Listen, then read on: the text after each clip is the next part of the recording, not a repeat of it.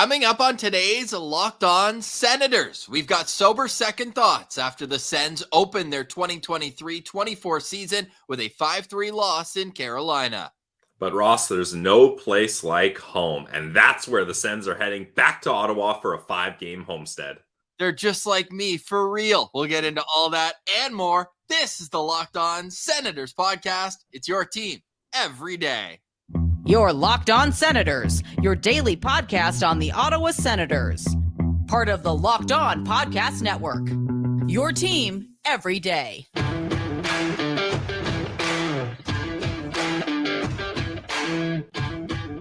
I'm Jake Sanderson, and you're listening to Locked On Senators podcast. I'm Tim Stützle, and you're listening to the Locked On Senators podcast.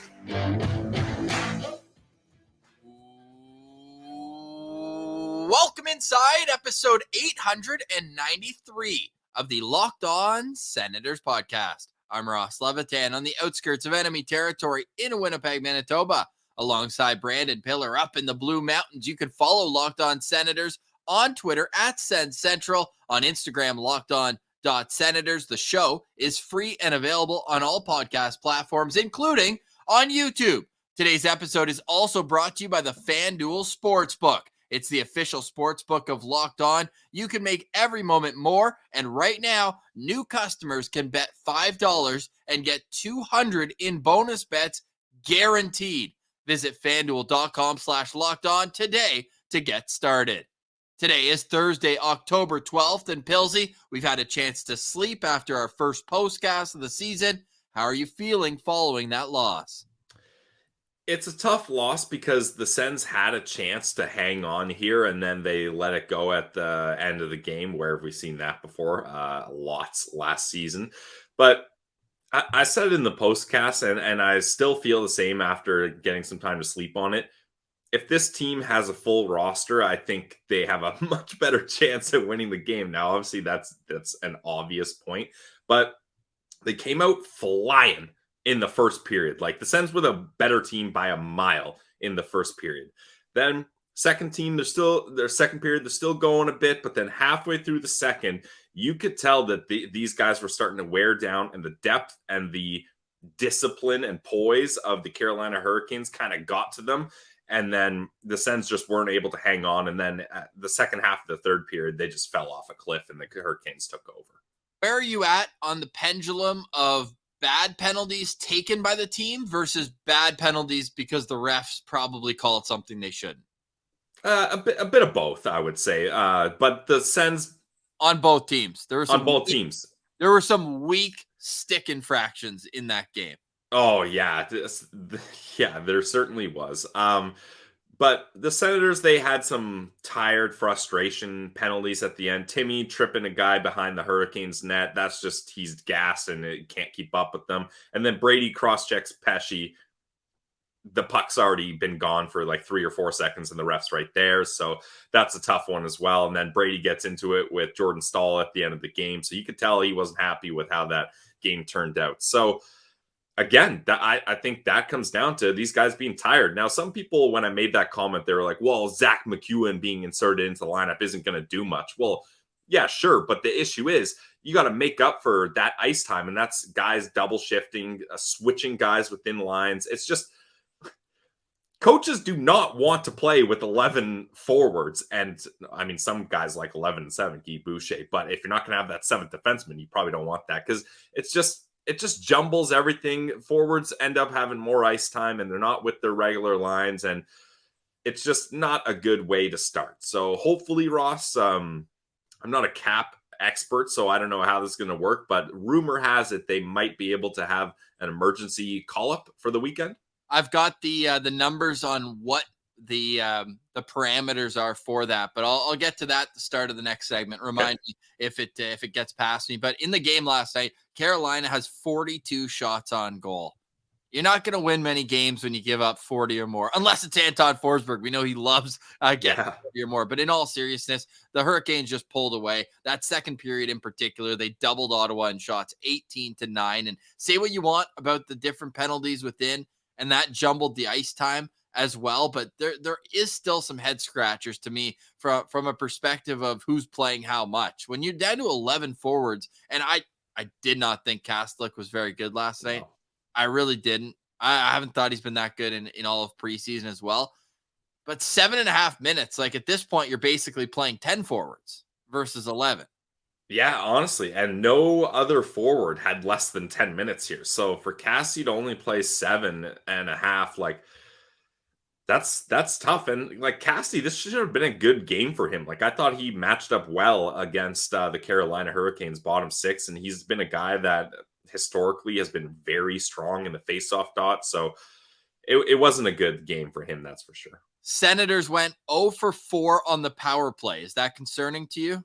Absolutely, Ross. My key to victory for this game was take advantage of the man advantage because the Hurricanes' depth and 5-on-5 play is so damn good. It's hard to get anything from them, and they weren't able to capitalize. I actually thought they started this game off with a power play in the first 40 seconds. Timmy draws a hooking penalty, and I thought that power play was buzzing. It was looking good, but then again, throughout the game, these guys are getting tired, especially the guys on the power play. They're the ones playing the big minutes, and their power play was disjointed and wasn't getting anything done. I mean, the Hurricanes score a shorthanded goal at the end of the game. So, yeah, if that power play is not going to click, this team's going to be in big trouble because that's where a lot of their chips are kind of pushed in. Yes, it really is. And the PK goes 5 for 6. They score a shorthanded goal. So you could say they got one back on special teams, but really this power play needs to be the bread and butter. And they came close. There was a nice tic-tac-toe play where I think Giroux just missed the backdoor tap in after Timmy and Brady had a great passing play, but there just wasn't enough action around the net on the penalty or on the power play rather. There just wasn't enough guys crashing the crease, second, third opportunities, and that's something that I'm hoping to see going forward from this team. Overall, I thought it was a decent effort. There were periods where they were on the ropes, and this is them learning to play against good teams, but it really is a no excuses situation going forward. And I think in the next segment, we want to get into that. Who's going to be in the lineup on Saturday with a potential emergency call up? What's the latest with Josh Norris? What's the latest with Shane Pinto? Those two storylines aren't going anywhere yet, Pillsy, because man, right now they're rolling the skeleton crew down the middle. And how long can that realistically last before, you know, whether it's fans or management or someone just gets sick and tired of it and they pull the trigger, and maybe they pull the trigger on a move to clear cap space that isn't a popular one. Has the popular opinion swayed, by the way, on that? Like before, it just seemed like a foregone conclusion for Mathieu Joseph to be the odd man out. But Pillsy, if you look at this quote here from DJ Smith last night after the game, yeah, he thought Mathieu Joseph was one of his best players. And he was right. I would argue, and I think the kind of common consensus is that Joseph was the Sens' best player. Martian took him as his top Sens Central standout. I feel like we all agreed on that one. And I'll speak for myself. I've switched my opinion. I think I said on record many times in the offseason, the writing's on the wall. Mathieu Joseph is gone. It's just a matter of when. But the way he's playing and the attribute of his speed in this lineup is so crucial, especially to get that bottom six scoring that the Sens need. I really think you shouldn't be trading Joseph here. And I know this goes against my brand, but I'm leaning more towards trading Eric Brandstrom to clear up cap space rather than Joseph. Whoa. Yeah. And what? Call up Tyler Clevin? Yeah, I mean, there's a bunch of different call-ups you can make.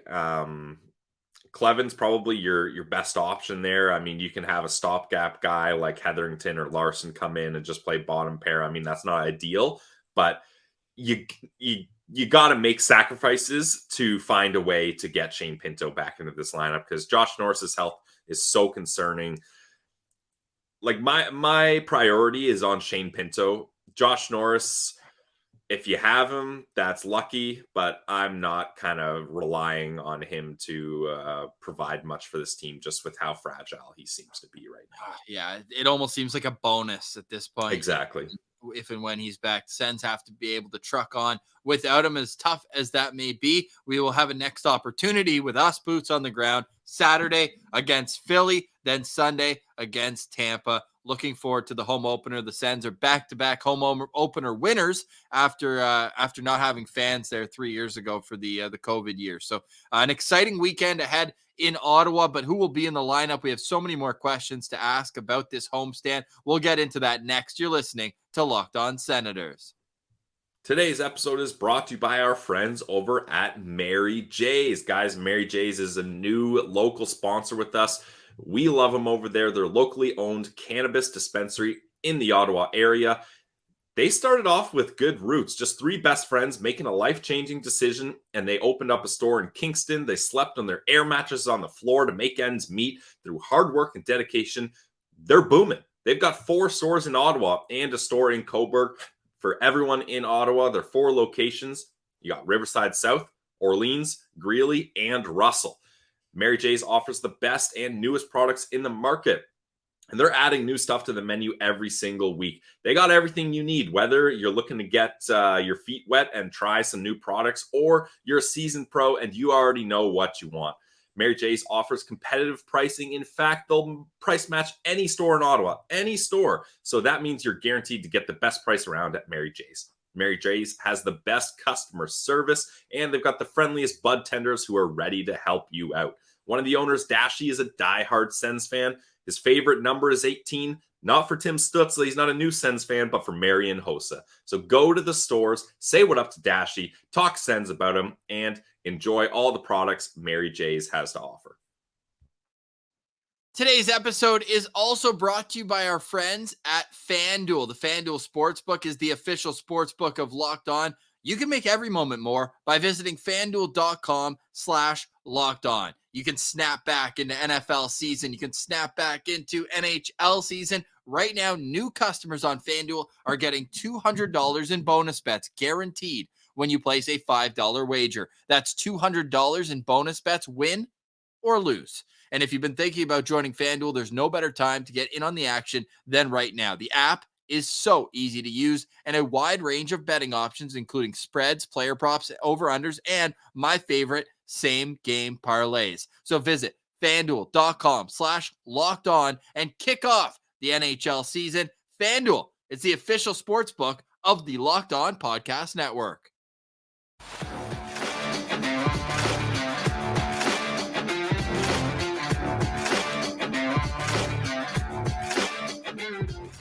Welcome back, Locked On Senators.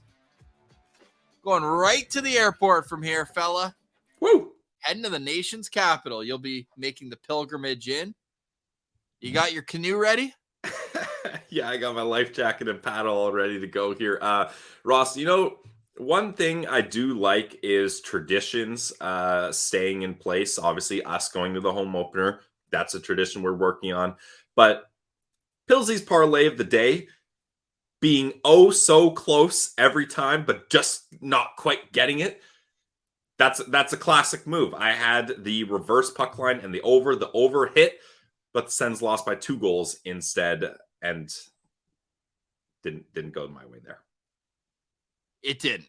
And I think that the people would like you to make a graphic for every Pilsey's parlay of the day, and we'll keep track of this going forward. I think we need to keep track of it from the start of the season. So 0 for 1. Yes.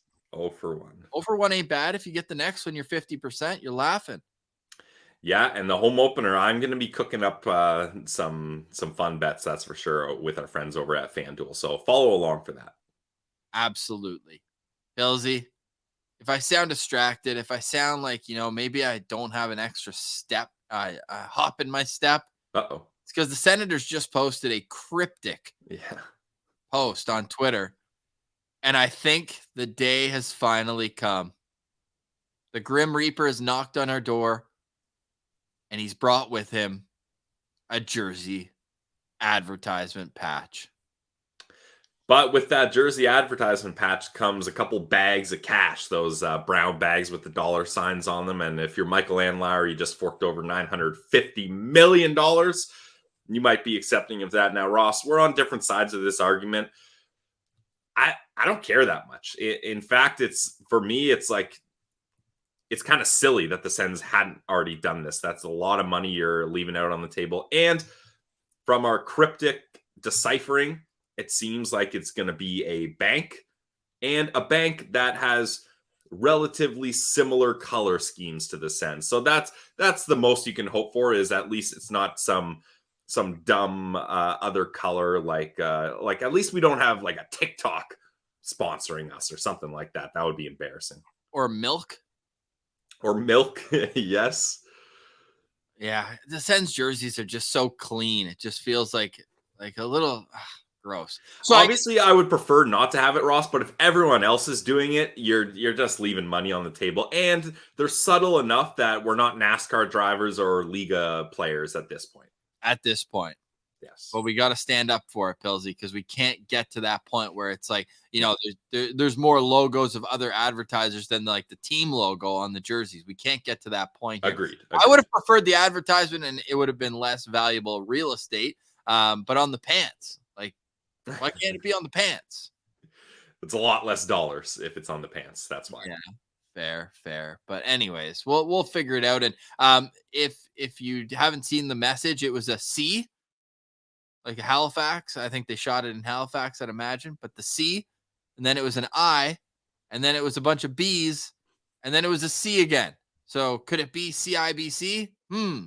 We'll find out at 12:30 Eastern today. Yeah. So by the time you're listening to this, you may already know the answer to that. And maybe it'll just be on the home jerseys. Maybe.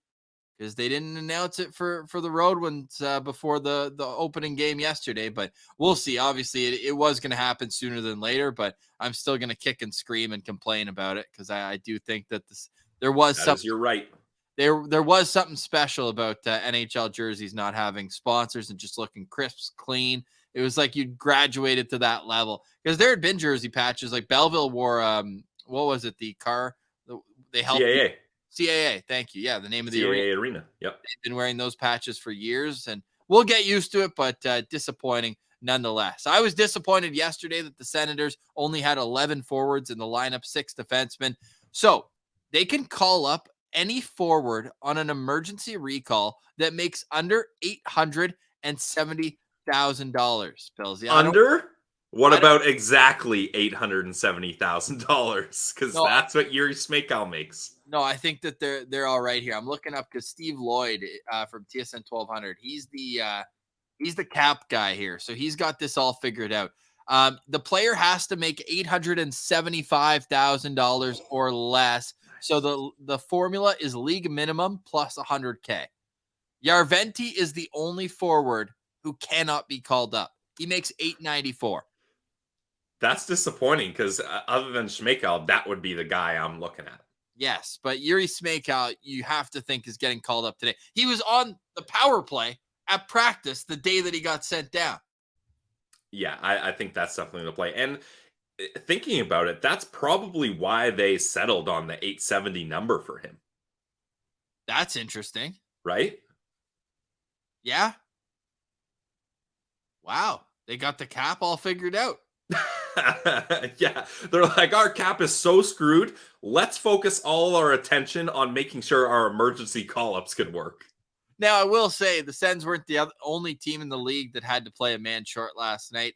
LA rather, Edmonton, and I believe there was one other team. It might have been Vancouver. It might have been that entire game was a man short. But hopefully the Sens get. I'd love it to be Josh Norris. I don't think it's realistic for him to be back by the weekend. Hopefully next week. But Shane Pinto, we had it based on Brent Wallace's information, but now Elliot Friedman is reporting as well. Like, Pinto is in Ottawa. Like, that has to be a good sign, right? Because we always hear about, like, RFAs, they're skating. Like, Jamie Drysdale was skating with Ryerson University's team, and like they stay in their hometown until a deal is done. So for Shane Pinto to be in Ottawa, maybe I'm just trying to convince myself of this. I don't think there's animosity between the two sides. I'll say this, Ross. It's not a good sign that he's there. Not. So it is good. Yes, correct. Look, and the reports all seem to kind of say the same thing, is that these two sides, Pinto and the Sens, they've been talking for so long. like almost like half a year at this point trying to get this done. So they know where each other's at. They know what they got to do to get a deal done. It's just now Pierre Dorion has to make the corresponding move to free up that space to bring him in. And I think the corresponding move was Matthew Joseph, but now he's thinking he might be one of the top, not top players, but he might be a key contributor to this team. And maybe this contract actually will end up looking good like I hoped it was when I signed Joseph to that deal shortly after he was acquired. So it's all about making that move now. But again, Ross, Elliot Friedman has a saying he likes to say, when your enemies are drowning, you don't throw them a life raft, you throw them an anvil. And everybody knows they have no leverage, like zero leverage in this deal. Everybody knows they're up against it and they need Shane Pinto badly. So any deal they're going to make is going to look terrible. It's going to look terrible. The only thing I would push back on that statement with, and the Philadelphia Flyers came out, Keith Jones, who's running them now, came out and said like they want win-win trades, because if they screw Ottawa, then down the road when they need a favor, then what are they going to do? No, that's true, Ross, but leverage is a very real thing. True. But I do think there's something to be said of good business relationships, and then GMs will help each other down the road. Well, and definitely, Ross, there is something to be said that GMs have kind of a sacred, unofficial value for market value, right? Like, remember, when was that? When the Wild traded, like, it was a first round pick plus for, was it Martin Hansel? And it was like, everyone was like, that's such a bad deal. And then all the GMs were pissed because now the market value, everyone's like, well, Hansel got a first, so this guy gets more than a first. And they're like, well, that's not exactly correct. I think Paul Gostad got a first round pick that year too. Yeah, that's the thing. So the GMs don't want to kind of inflate the market because that's going to end up biting them in the butt. But there's certain things where you can look at and be like, well, this deal was this way because of the leverage in the situation, and that changes things. But it certainly is an interesting dynamic.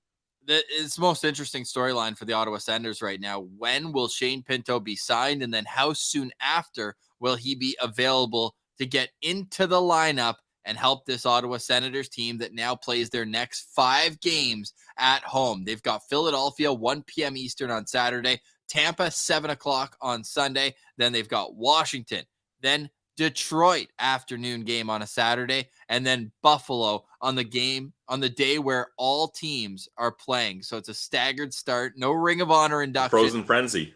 It's going to be fun. It's going to be fun.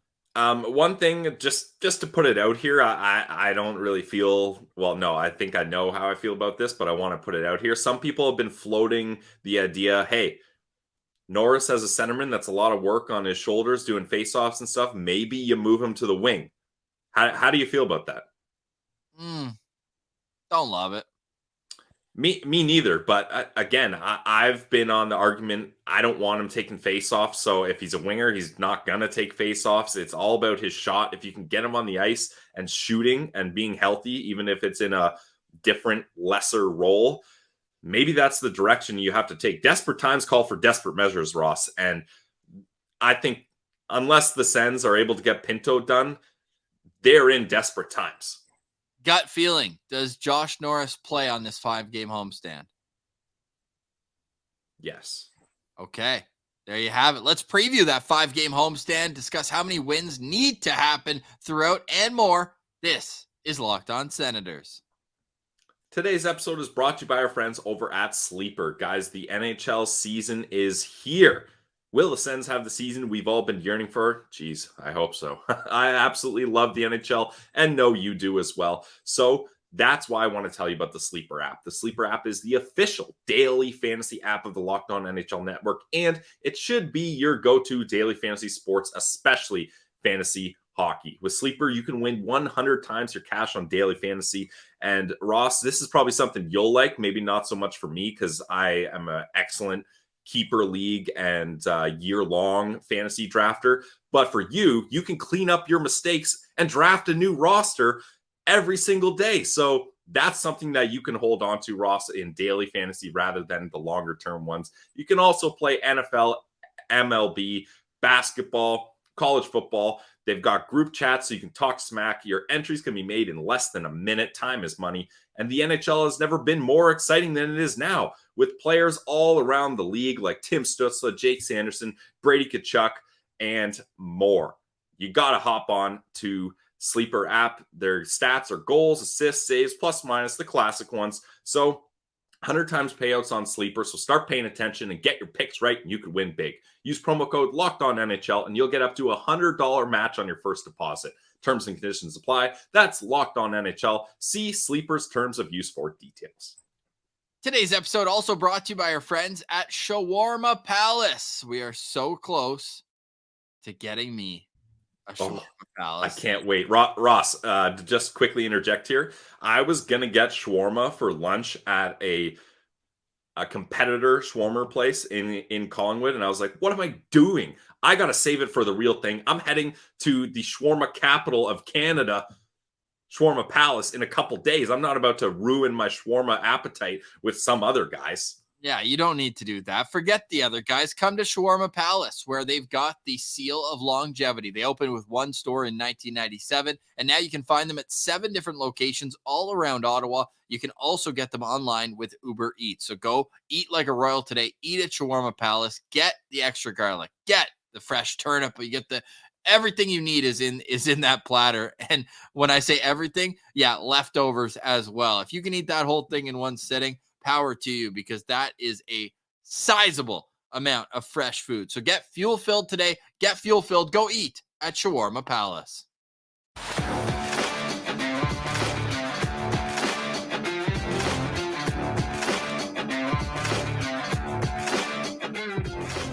All right, Pillsy, final segment here of Locked On Senators for Thursday, October 12th. We're coming off the opening loss to the Carolina Hurricanes. 5-3 was the score. What's your level of concern with the Thomas Chabot and Jacob Chychrun pair? I've said this since the preseason. I cannot wrap my head around the decision to put Thomas Chabot on the right side. It makes no sense to me. Now, granted, Jacob Chychrun looks very good on the left side, but a big reason for acquiring him is he's a guy that was touted as being able to play on the right side. And this is a guy that can be Thomas Chabot's partner. Why they're switching their puck-moving transitional defenseman that already had struggles of turnovers in his own end to the other side and making things more difficult on him, that's something I will never understand. I hope this experiment doesn't last long and they put Thomas Chabot on the left side and Chychrun on the right side sooner rather than later. I would agree wholeheartedly. Neither of them looked particularly comfortable in that game against Carolina. Didn't even really have moments. I thought Jake Sanderson was far and away the best defenseman for the Ottawa Senators. I thought Sanderson was only okay. I don't know. There was still the best defenseman that they had last night. Okay, I'll agree with that. But I wasn't coming off that game being like, wow, Jake Sanderson showed it again. I thought he was okay. Well, I mean, he was flying out there. There was a couple, especially there was a back check where he got back, and maybe this is more of a slight on Tarasenko, but Tarasenko had 10 steps on him, and he still got back. Yeah, for it and broke up the rush. So he's a great skater. There's no denying that. Yeah, big time. So no, the team needs to be better overall. They need to be at that was a Stanley Cup favorite. You need to get up to that level, and not only just for parts of the game. You need to be consistent, and that's where I think they need to take another step here. But this homestand, man, woo!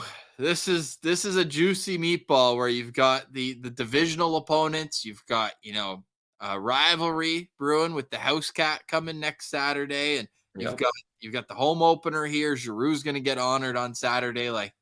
How many wins do the Sens need to get on this homestand? 5 games. Look, I said it in the postcast, and I think you scoffed at it, but I'm holding it true. The home opener is a must-win. If you can't beat the Philadelphia Flyers at home, that's tough. Just pack your stuff. No, I'm not going to go that aggressively, but that is a smack in the face if you can't do that. And just the momentum and the buzz and the hype around the arena and fans coming in, new owner, you got to win that home opener. It's a must win, more for morale than anything, Ross. So I got a dub up against the Philadelphia Flyers. I think they can beat the Tampa Bay Lightning as well, especially without Vasilevsky. And the Lightning are also on a back-to-back, so they're going to be playing their second and third stringers. Who's going to play what game remains to be seen. The Capitals, that's a team we both have not making the playoffs. I'd like to get a win there. The Detroit Red Wings, that's a team you want to beat as well. Alex DeBrincat coming back. The Boo Birds are going to be out for sure with Alex DeBrincat touching the puck. So you got to win that one. And then, you know what? Just because this isn't fantasy land, I'll take an L up against the Sabres. So I'll say 4-1 here. 4-1. Okay. I'm going to say they need to win 3, but 4 would be nice. 5. Need to win 3. Agreed. Need to win 3. Yeah. Need to win 3. You can't be going below 500 on your first homestand of the season. Or another way to put it, they need 6 points. So if they get some loser points along the way, that's obviously not ideal, but that's fine. You need 6 points in these 5 games. Okay. How are they going to get it? I think I just went through it, didn't I? Okay. No, I'm just nervous. I just need reassurance over and over again. Oh, like what strategies are they gonna have to do? Okay, not just like wins loss schedule. Are you standing by? You want Anton Forsberg in the home opener? Yes, I that's a hill I'm standing on. Forsberg has been so dominant in the openers, and look, the only thing, Ross, is I don't want to do this. Go ahead. He let in 5 goals last year. Well, I mean, they won the game. We're looking for wins here. So dominant. I still want Forsberg there because it's a back-to-back. So he's going to play one of those games no matter what. I think he does a good job in the home openers.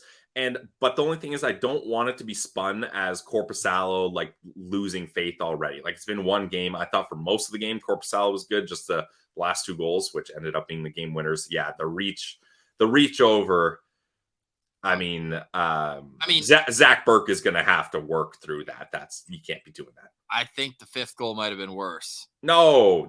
Short side from that close. The 5th goal I'm putting on the Senators players. 2 guys they are on the power play. Let's start with that. The Sens are on the power play. 2 guys are battling for the puck against Jesper Kotkaniemi. Like if you can't double team that guy and outmuscle him, we got bigger problems here. And then Slavin gets it, and Sanderson gives him a wide open lane instead of pressuring him. And it's a decent shot. Yeah, you want Corpy to get that, but I'm blaming those 3 Sens players way more on that one. I don't think, Ross, in my life, now granted I was a house league goaltender and did not play very long, but I don't think in my life I tried the glove reach over the body like that. Like I can't even think how that instinctively is a move you try to do as a professional goalie. So that one really bothered me by Corpy. So Korpisalo on Sunday? Yes, Korpisalo on Sunday. Okay. I'm not going to get into it too much, but I will say Korpisalo has 2 wins in 11 career games against Tampa. But again, he played with Columbus, so take it with a grain of salt. But yeah. And how many of those games were Vasilevsky in the net for Tampa? Well, that's a big factor. We want Vasilevsky. We did. Yeah, that Philly game, like you got to come out in that first 5 minutes, do just like what you did against Boston, where it was like first shift, bang, and I'm talking last home opener. Ross, I'm almost not that concerned about how they start this game, but more with how they finish it. I am, because there's going to be a nervous energy in the building, Pilsy. Yeah, but they started the game great up against Carolina and then forgot their 60 minutes, not just 30 in the game, and they fell off and ran out of gas here. So I'm more concerned with how they finish rather than how they start. Well, we'll find out sooner rather than later. We got another great show tomorrow. If you missed the postcast, go check it out as well. Pilsy, any final thoughts on today's show? Final thoughts for me is, look, guys, it was game 1 of 82. Couple things. Let's not overreact like crazy. You're allowed to react, of course. Like you have to react. I mean, especially us. This is what we do. But also, let's not be the fan base that turns on ourselves here. Like, don't be on Twitter calling people negative and then getting upset when people call you negative and saying, or vice versa, being like, you're way too positive, this team is ruined, or write guys off right away. Like, let's not battle ourselves. That's what I'll say is we can't be divided as a fan base on game 1. So just everybody take a deep breath. The boys are coming home. They're coming home for 5 games. The home opener is going to be electric. I'm not that worried. I'm not that worried. Did someone hurt your feelings online? No one hurt my feelings. I've just seen there's like back and forth on Twitter of people kind of in differing opinions and calling each other out and stuff. And plus, people comment wild things to me all the time. I've got some thick skin here as I've experienced this. Okay, I just want to know if you want to talk about it. My final thoughts, I actually do want to talk about this. We got a pair of Senators on nationally televised Hyundai commercials. I don't know when the last time I would have seen a Senator. A pair of Senators? Yeah, you saw the Brady Tkachuk one, right? Yeah. With Matthew Tkachuk and Chantal, their mom, and very funny, very well done. If you haven't seen it, it's online. There's a French version of it. Oh. Seth brothers. Yo, that's awesome. I didn't see that one. C'est bon. No, ce n'est pas bon. What was the word she kept saying? Oh man, Pourquoi ce n'est pas bon? No, mais ce n'est pas bon because they're fighting. That's what they do. I know, but it's rude. Like the mom just wants to drive. They want to go to hockey practice. Yeah, that's why you got the third row penalty box seating in the new Hyundai. I tell you one thing, Hyundai does not want Mathieu Joseph to get traded. That commercial would age very quickly. That's true. Yeah, that's all. I actually love that. I didn't realize they did that. The Hughes brothers, they don't have that kind of shine. Oh, they don't. They don't have. You can't do what the Josephs do. And our friend Ryan Hinman, Sens Central Citizen, was all over that. He's tweeted those out. I just retweeted them right now, so you can go see them as well on Sens Central. But really cool. 2 Senators on a nationally televised commercial. Very, very good stuff. Love that. Pilsy, that's all I got. I got to go catch this flight. We're going to have Locked On Senators tomorrow. I'll be in the heart of our nation's capital. And Pilsy's going to be doing the pilgrimage right after. It's that time of year again. One of our favorite times of year. I'm saying one of because I'm leaving the hope that spring is the best time of year. But over the course of the podcast, this is our 3rd consecutive home opener. Neither of us are full-time Ottawa residents, but we make sure that we are full-time home opener residents. I'll set up a tent on Friday night and be ready to go for that matinee. We'll see you in the plaza before the game. We're going to be crushing pints, having a great time. Martian Palooza after the game. It's going to be a phenomenal weekend ahead, and we'll be able to tee it up even further for you tomorrow. Maybe Meth will join us tomorrow. We'll see if we can get a hold of him, and we'll just have a blast, man. We got to get the vibes back high, even though the Senators did start the season with a 5-3 loss against Carolina. Have a great day, everyone. For Brandon Piller, I'm Ross Levitan. This has been the Locked On Senators podcast, your team every day.